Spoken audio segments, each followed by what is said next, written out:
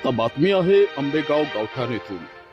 आंबेगाव गावठाण येथील झोडगे यांच्या शेताजवळ महावितरणाचा डीपी एका साईटला कलंडल्यामुळे या ठिकाणी मोठी जीवितहानी घडण्याची शक्यता गावकऱ्यांकडून व्यक्त केली जात आहे। त्यामुळे लवकरात लवकर येथील महावितरणाचा डीपी दुरुस्त करण्यात यावा अशी मागणी गावकऱ्यांकडून होत आहे। पाणी पुरवठा योजना असून ही डीपी जी समोर तुम्हाला दिसते ह्या डीपी वरूनच या मोटरला कनेक्शन देण्यात आलेलं आहे। परंतु आता ह्या डीपीची जर अवस्था तुम्ही पाहिली तर ही कधीही कोसळू शकते आणि ही जर पडली तर शेजारच्या लोकांच्या पिकांचं आर्थिक नुकसान होणार आहे, जीवितहानी होण्याचा संभव आहे।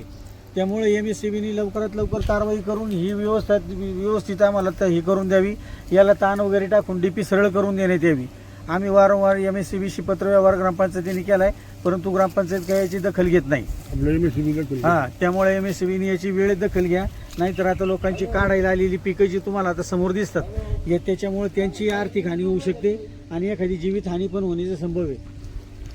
आणि आता अगोदरच उन्हाळ्याचे दिवस आहेत आणि या उन्हाळ्याच्या दिवसामध्ये लोकांना आता पाण्याची अत्यंत गरज आहे।